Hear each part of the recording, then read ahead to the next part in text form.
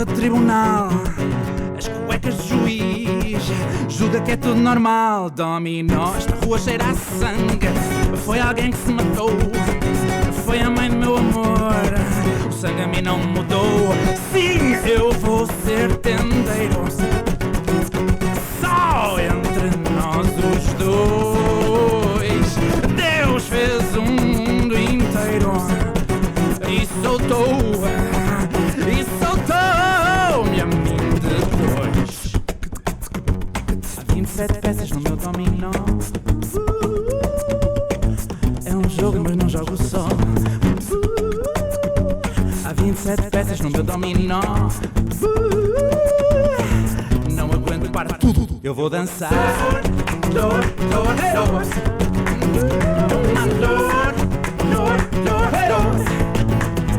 dançar.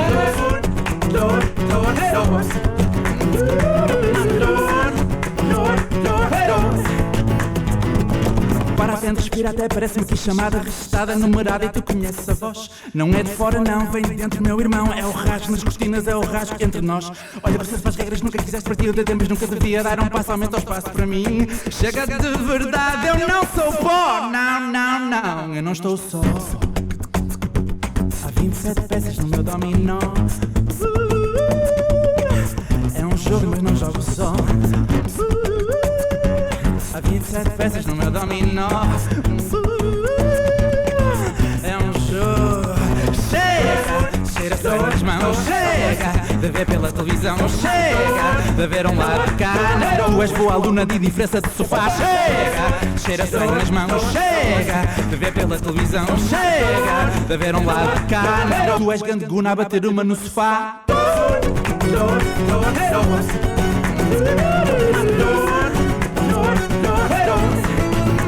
Eu vou dançar.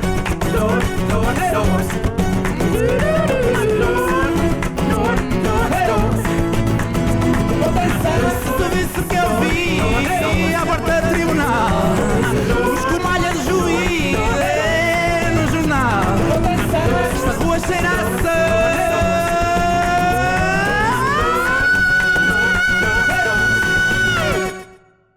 Obrigado, Raul. Como já devem ter percebido, é um início de metamorfose bastante diferente dos demais. Fiquem por aí, vão descobrir o porquê, vão descobrir o que é que há por trás desta música e da vida do Raul.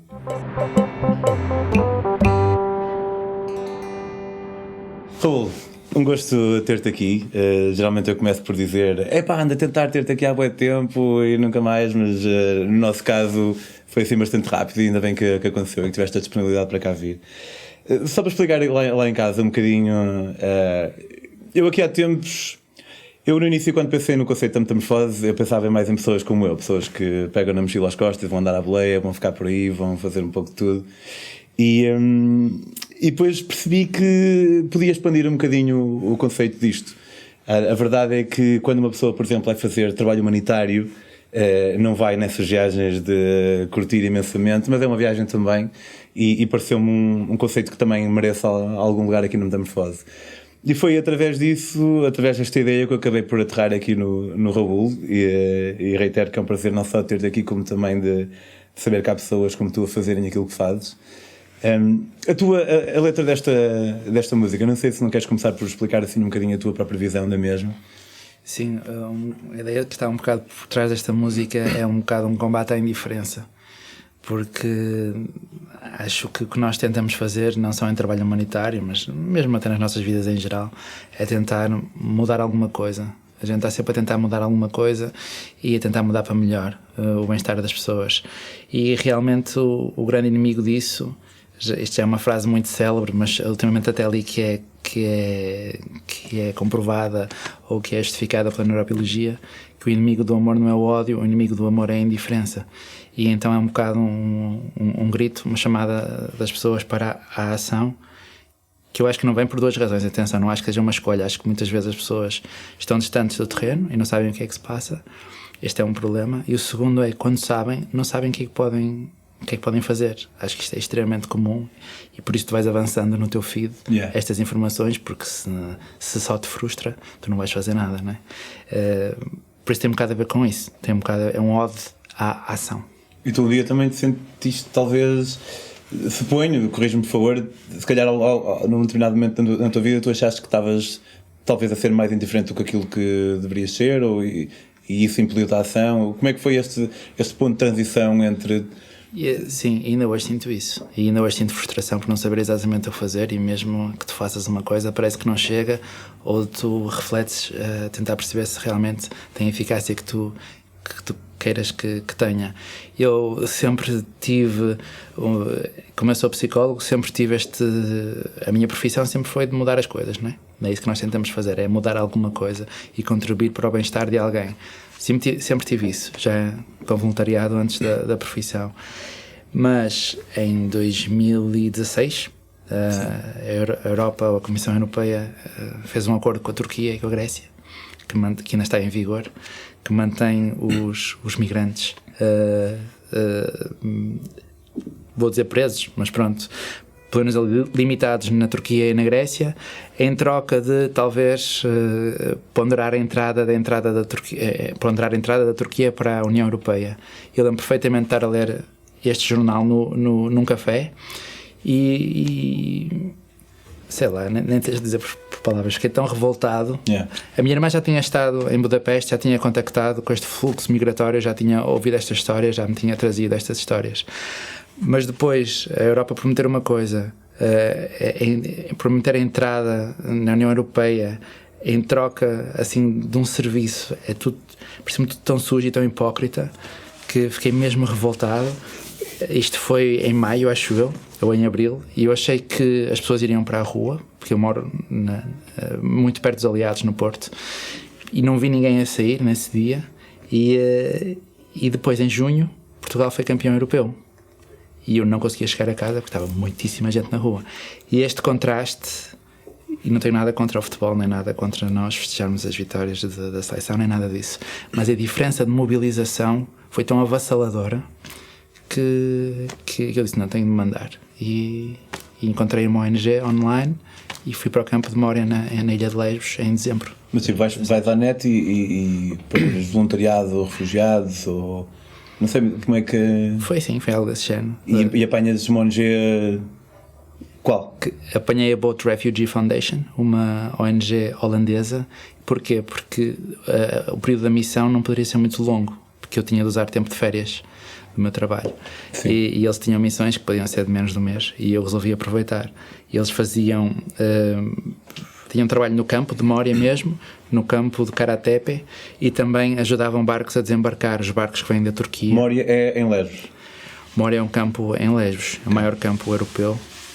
Tem 14 mil pessoas neste momento, era suposto ter 3 mil. Tem 800 pessoas para um chuveiro, 700 pessoas para uma sanita. As mulheres, muitas mulheres dormem de fraldas, porque não vão à casa de banho com medo de serem violadas. E este ano, penso que foram 5 as crianças que foram mortas no campo. Uma criança assassinou outra, outras 2 morreram num acidente de estrada.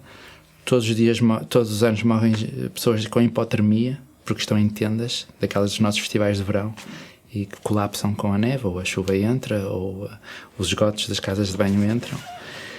E pronto, nós tentamos falar, o que eu estava a dizer, diminuir a distância para o terreno. Mesmo eu ao contar-te isto, não te consigo transmitir o que é aquela realidade. Mesmo tu estando lá, ainda demora alguns dias até tu perceberes o longo prazo da situação, porque uma coisa é tu apanhares frio e não conseguires dormir numa noite. Outra coisa é estares lá, como conheço alguns refugiados que lá estão, há 2 anos ou há 2 anos e meio. E foi aí que todo este trabalho humanitário internacional começou. Sim, então tu encontraste essa origem que te levou para lá, ainda que nesse tempo limitado que tu podias dispor devido à tua profissão. Sim. Tu apanhas aviões, chegas lá e tipo, e agora? Não me recordo, mas havia um ponto de encontro na cidade de Mitilini, que era onde a ONG tinha a casa.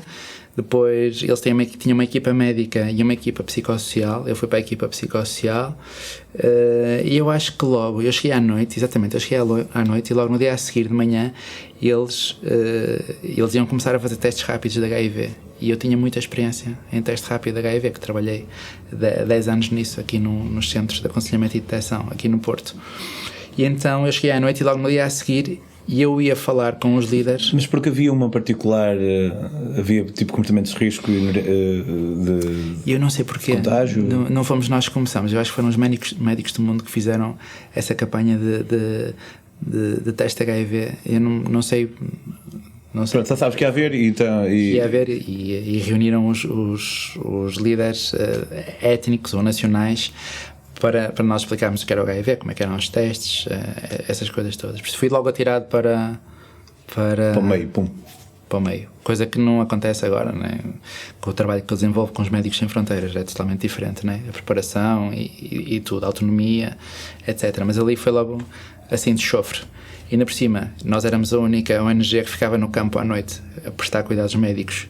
E por eu ser homem, claramente, e por eu ter competências de comunicação, que somos da psicologia, eu fiz quase todas as noites crowd control, que é ficar à porta a gerir a fila, porque o ambiente das pessoas que querem ir ao médico, que querem entrar no nosso contentor, que era no meio do campo, o ambiente naquele campo é extremamente tenso. Há uma zona onde estão as famílias envoltas em arame farpado e cimentos, estão para aí 20 pessoas num contentor, depois dividem com cobertores, e tipo, a minha casa da minha família é uma salinha tipo esta, dividida com 2 cobertores. E depois há uma zona onde estão as crianças não acompanhadas, as crianças sozinhas, que estão no campo. Chegam muitas crianças sozinhas? Chegam. E eu li uma estatística há pouco tempo que as que passavam na rota do Mediterrâneo Oriental, acho que era 1 em cada 10 que era desacompanhada, algo assim. Essas também estão numa zona com arame farpado. E fora disso estavam, geralmente, homens sem família a dormir em tendas. Portanto, quase toda a gente tinha distúrbio de sono. Ou seja, tu andas no campo à noite e vês um monte de gente andar a pé porque não consegue adormecer.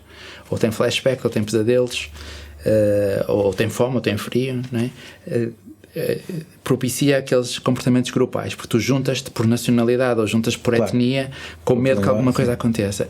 Por isso está só à espera de uma faísca para aquilo rebentar. Antes de eu ir, uma semana antes, tinha havido um incêndio grave, uma criança tinha morrido, um dos meus intérpretes tinha salvo outra criança, ainda tinha queimaduras no braço, e todas as noites a polícia de choque grega entrava, porque havia sempre conflitos. E eu estava cá fora e era responsável por evacuar a minha equipa para o walkie-talkie caso isso acontecesse, o que eu fiz mais do que uma vez. Portanto, tinha pessoas a serem agredidas ou a serem esfaqueadas, às vezes a 5 metros ou a 2 metros, e ter de evacuar a equipa. Em Moria, eu acho que aprendi uma coisa que nunca mais esqueci, que é, tu numa mão estás a tentar ajudar as coisas no terreno, foste para lá e estás a tentar providenciar cuidados médicos e cuidados psicológicos às pessoas, mas por outro lado, tu entendes que para aquilo realmente mudar, o teu governo tem de girar e a Comissão Europeia tem de girar para alterarem as condições no terreno. Aquilo estava cheio de ONGs, mas basta uma decisão da Comissão Europeia, por exemplo, e toda a gente que está em tendas passa a contentores, que não é nada isto. É uma medida mínima e que teria um impacto brutal, muitíssimo maior do que meses e meses e dias de intervenção humanitária. Então desde cedo percebi que ir para o terreno é uma coisa e pôr estas estruturas a girar, o que nós chamamos de ativismo, se calhar, é outra. E desde então que temos tentado desenvolver trabalho nesse sentido também. Quando é que estiveste lá dessa primeira vez? Tive um mês. Um mês. Então tu fazes o crowd control, ou fizeste a aplicação dos testes rápidos para HIV? Começamos grupos de pânico, de ataques de pânico, grupos de psicoeducação, porque a prevalência de ataques de pânico é muito alta no campo. E começamos a fazer grupos em que as pessoas que tinham esses sintomas se juntavam para tu explicares o que é, como é que podes controlar, que são coisas que nós sabemos que conseguem diminuir esses sintomas. E depois muitas vezes era chamado para dentro do contentor, do consultório, quando um médico tinha alguém que se queria matar, por exemplo, alguém que se automutilava. Que acontecia muitas vezes? Muitíssimas vezes. Diariamente? É capaz, sim. E nós fazíamos um pouco do que nós chamamos de primeiros socorros psicológicos. Por exemplo, eu tive um senhor que lá estava, que eu acho que era sírio, que tinha comprimidos na mão, 20, e que disse que se matava se não lhe dessemos medicação para dormir, porque ele já não dormia há 2 semanas, que é um sintoma comum, como eu estava a falar, de trauma psicológico. Mas nós não temos medicação para dormir. Então eu e o meu intérprete tivemos a tentar de-escalate, não sei dizer em português, mas tentar acalmá-lo. Ainda foi preciso muito tempo, eu ouvi-lo muito, validá-lo muito, e ele tirou uma meia para... Quando dizes validá-lo muito? Validar a experiência, porque é uma coisa, lá está, por isso é que eu te digo. Eu pronto, como tu sabes, eu também fui psicólogo, mas tipo, para quem possa não entender exatamente o que quer dizer validar. Validar ainda é mais importante e é quase impossível, é o que eu estava a dizer há pouco, que é como é que tu estás-me aqui a ajudar se tu não mudas as condições do campo. Para que é que eu quero o teu grupo de ataques de pânico? Para que é que eu quero os teus cuidados de saúde? São bem-vindos, claro que sim, mas eu sentia-me um bocado hipócrita, e ainda agora me sinto, e muitas vezes, porque o que vai mudar isto é uma resposta comunitária ou política ou social. Pronto. E ele depois tirou a meia, mostrou dedos amputados pelo Estado Islâmico, porque ele tinha sido torturado. E depois saiu, e passado 2 horas de conversa, e depois o intérprete senta-se e começa ele a falar e mostra vídeos do Estado Islâmico a deceparem cabeças dos colegas dele, que ele era polícia. Vídeos que ele tinha no telemóvel? Que ele tinha no telemóvel, em que cortam no momento em que a faca entra para poderem postar online, e ele tinha feito o download. O pai dele também foi decapitado, a cabeça do pai dele foi posta numa vara, numa pick-up, e andava pela aldeia dele a circular. Na Síria? Na Síria, sim. Uau. E tudo isto, o teu intérprete também tinha passado por isso, não só como aquele senhor? Exatamente. Os intérpretes são migrantes, estão no campo. Que depois falam mais tempo, ou são escolhidos por falam línguas? Exatamente. As ONGs abrem concursos, digamos assim, mas tem um A4 a dizer que procuramos pessoas que falem farsi, inglês ou francês e árabe. E as pessoas candidatam-se e depois... É assim que começam. O intérprete é tudo. Quando instalava conflitos, muitas vezes instalava, um intérprete consegue acalmar alguém que está lá fora e dizer: eles estão aqui para ajudar, ou está na hora de sairmos, porque isto vai começar a Sentiste alguma vez o teu bem-estar estava ali dependente de uma boa gestão do intérprete dos ânimos do pessoal? Muitíssimas vezes. E a minha gestão e o bem-estar dos médicos lá dentro dependia da minha boa gestão da fila cá fora. Também muitíssimas vezes tivemos de desarmar conflitos cá fora. Estou numa pequena linha em que estavas há um bocado falaste do efeito dominó na medida da tua música e tudo mais. Realmente cada um de vocês é uma peça e se correr mal pode descambar efetivamente. Exatamente, é muito tenso aquele ambiente. Tu não dormes, comes mal. Antes de eu ir para lá as pessoas tinham escorbuto. Escorbuto, meu? É aquela doença que dava aos marinheiros portugueses por falta de vitamina C. Estás na fila horas e horas para tudo. Tens de estar 2 horas na fila para comer. Casa de banho, acho que ninguém está na fila para ir àquela casa de banho, mas pronto. E lembro de uma história absolutamente inacreditável, talvez a que me marcou mais. Por isso também é engraçado, o que marca mais uma pessoa não marca tanto a outra, e isso varia muito. Mas nós estávamos a jantar cá fora, para 9h30 da noite, mesmo à porta do campo, e começou-se a ouvir alta algazarra lá dentro. Vi a polícia de choque grega a entrar e pensei: pronto, é outro conflito. Havia todas as noites, foi isso que eu assumi. Mas depois as pessoas começaram a sair do campo. E muitos africanos francófonos que sabiam que eu falava um bocadinho de francês, já me conheciam, e vieram e chegaram à minha beira todos contentes, felizes, super felizes, a dizer: é verdade, Raul, é verdade. E eu: é verdade o quê? Que a Europa abriu as fronteiras e vamos todos amanhã. E eu acho que só ouviu o meu coração a partir. E disse: olha, eu não sei nada, mas tenho quase certeza que não é verdade. E depois a gente entrou no campo, e um campo que é sombrio e negro e sempre tenso estava em absoluta festa. As pessoas tinham feito fogueiras com pneus, estavam a dançar à volta das fogueiras, a cantar More is over, More is over. Acho que nós a andar para o consultório quase em lágrimas, porque de manhã iam-se e eu não percebi o que era, como é que eles tinham ficado com aquela ideia, mas tinha a certeza que isso não era verdade. E parecia uma cena de filme. E o que aconteceu, soubemos no dia a seguir, foi que, não sei se foi o gestor do campo ou a polícia grega, comunicou no megafone, no PA do campo, que no dia a seguir as pessoas iam ser contadas. Iam contar as pessoas no campo. Mas espalhou-se rapidamente o rumor que era contar para levar para o continente grego, para Atenas, porque era assim o processo de entrevista. Absolutamente surreal. E quando descobriram que afinal não ia ser isso? E eu não estava lá. E eu pensava que ia ser mesmo muito mal. Estava preocupado até com a equipa, porque eu saí para aí às 4 e isso foi às 6. Mas disseram-me que houve alguns desacatos, mas nada especial. Na noite a seguir eu atendi um senhor todo cortado, porque pensava que ia no autocarro e não ia, e tinha acabado de receber uma foto do filho que estava na Turquia, que estava todo queimado, tinha tido um acidente, e ele, como estava em Lesbos, na Grécia, eles não podem nem ir para a Europa, avançar, nem voltar para trás para a Turquia. Têm de respeitar um sistema de entrevistas e de requisição de asilo. E ele disse-me, eu preferia estar na Síria, onde eu vejo o meu inimigo nos olhos, do que estar aqui, onde eu não percebo, nem entendo quem é que me está a travar, nem sequer o porquê. Tu vias o pessoal a chegar de barco ou já estavas noutro sítio? Não, não via, não calhou, porque eu passava pela praia para ir para o campo, que é outra cena surreal em Lesbos, porque aquilo é lindo, a ilha. É uma ilha grega, como a gente vê no Instagram, paradisíaco. E tens de passar para aquelas praias para depois chegares àquele inferno. Que é passas mais para beleza, uau, ok. Todos os dias, nada disto. Não via os barcos a chegar, via as pessoas a chegar depois dos barcos. Não calhou de ver nenhum barco a chegar à praia, não. Tu sabes, pronto, o que sabes bem melhor que eu, que há muito aquela ideia de que dentro de todo este povo vêm terroristas e essa cena toda. Achas que é verdade? Sentiste, havia tipo esse tipo de... Peço desculpa pela repetição da palavra tipo, mas dentro do campo, dentro de tanta gente, havia rumores acerca de alguém que pudesse vir com determinada intenção ou algo assim do género? Neste aspecto, como é que funcionava? Não havia rumores nenhum desses. Não sei se tu também tens essa sensação quando viajas, mas os pontos em comum connosco saltam muito mais cá à frente do que os pontos que não são em comum. Ou seja, é um grupo de pessoas.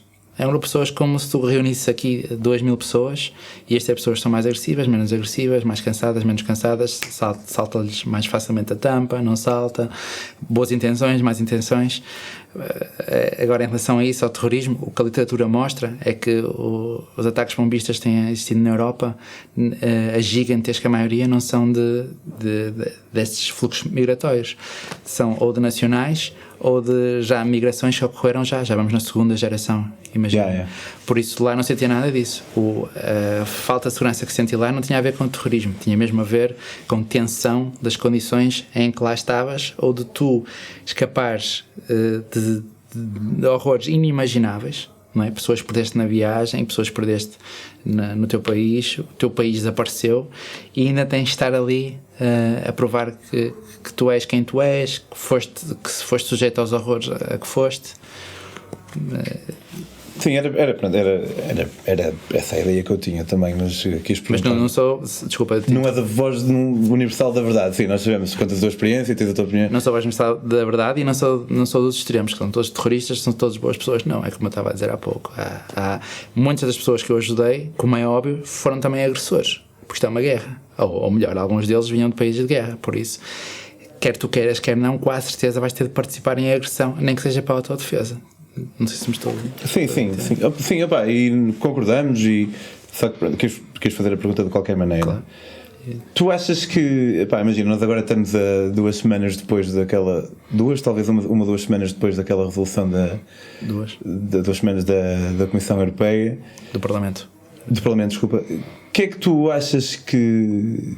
Assumindo que as pessoas que votaram contra, que não são todas uma data de xenófobos e tudo mais, porque estar a pintar xenófobo em todos é estar a matar um bocado a conversa e não é muito profícuo. Qual é que tu achas que é o medo das pessoas quando votam em não prestar auxílio? Se calhar explica tu melhor, porque estás muito mais envolvido neste domínio do que eu, sobre o que é que era a emenda, ou sobre o que é que foi o voto, o que é que aconteceu, e qual é que tu achas que é a posição de quem acabou por votar contra, para a tristeza tua e das pessoas que pensam nisto, como eu próprio também.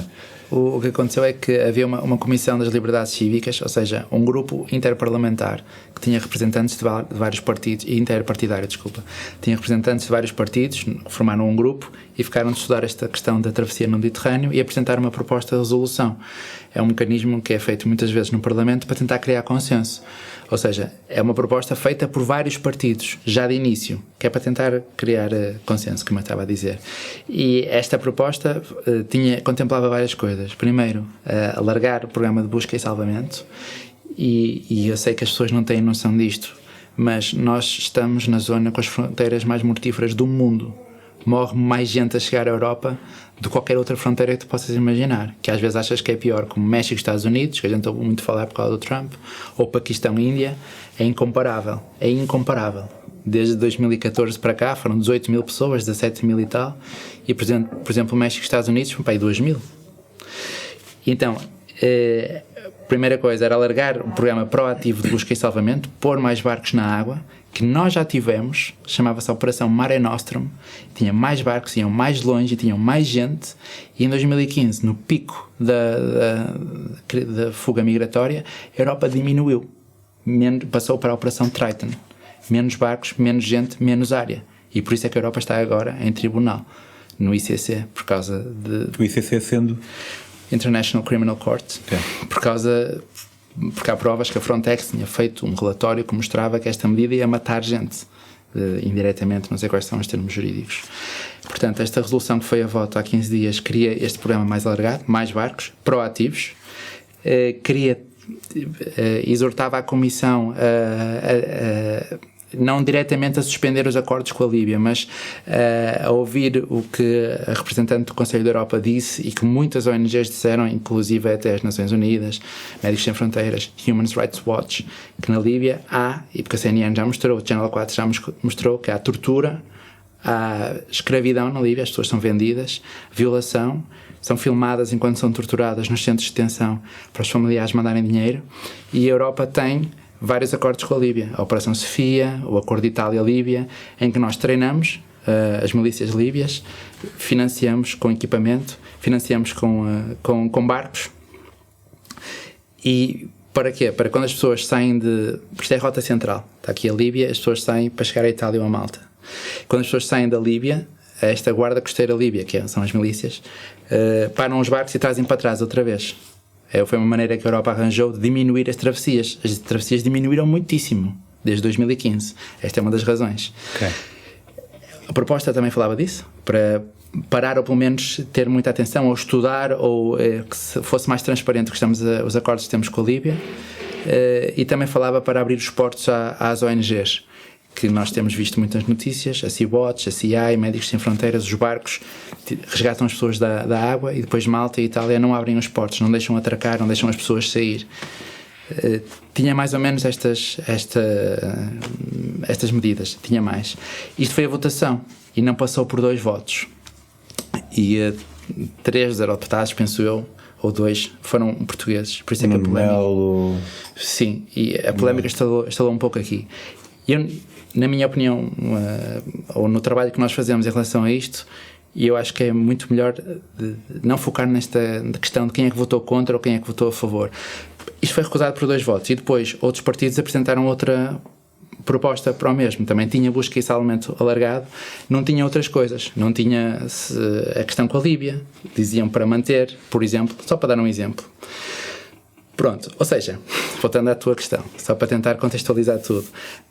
Até os eurodeputados portugueses que votaram contra esta resolução depois apresentaram uma proposta e essas propostas foram chumbadas. Ou seja,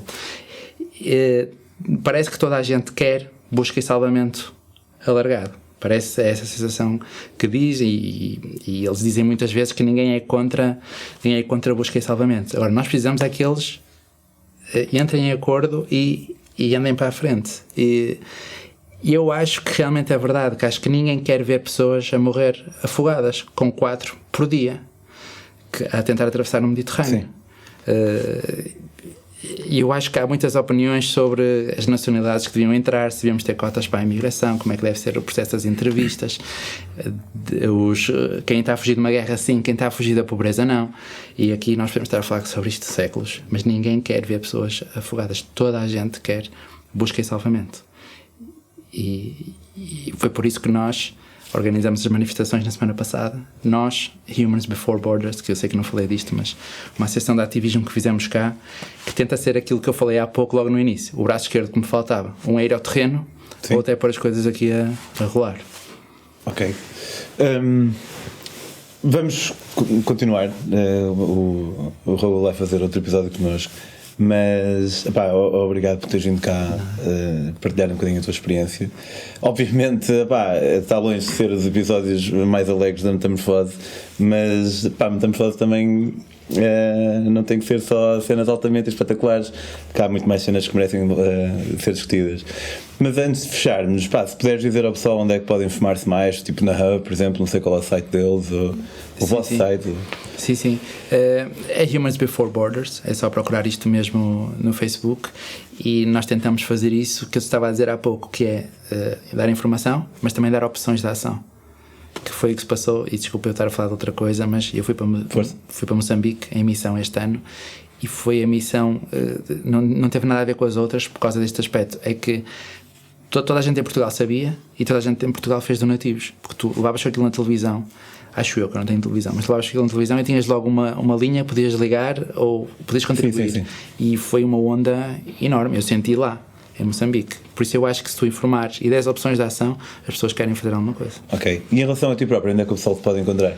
Romanart é um nome tão estranho que tem essa vantagem. Depois no Facebook ou Instagram que... E se alguém te mandar mensagem porque até quer intervir, mas não sabe como? Por favor, aliás, e se alguém não concordar comigo ou em relação àquela percepção, por exemplo, tudo é terrorista ou sei lá, não deviam entrar por isto ou por aquilo, então ainda mais, temos de falar, mas na boa, mensagem privada, e se for possível, cara a cara no Porto, a gente vai tomar um copo, sobretudo quem não concorda comigo. Acho que falta muito isso. Ótimo, obrigado.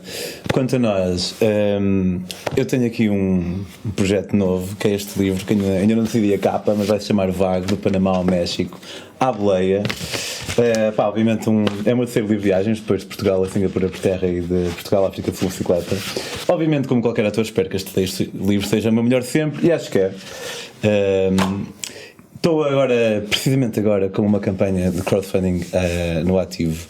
Podem ajudar ao financiamento da publicação deste livro em vagolivro.pt. E se gostam da Metamorfose e querem contribuir para a sua sustentabilidade, podem fazê-lo em patreon.com/metamorfoseambulante, e para outras aventuras mais a miúdo aqui do vosso amigo Pedro, podem seguir no Instagram em Pedro on the Road. Se curtiram o Raul, não se preocupem porque ele voltará com mais uma musiquinha ou outra e com mais umas histórias interessantes para contar. Tchau, até para a semana.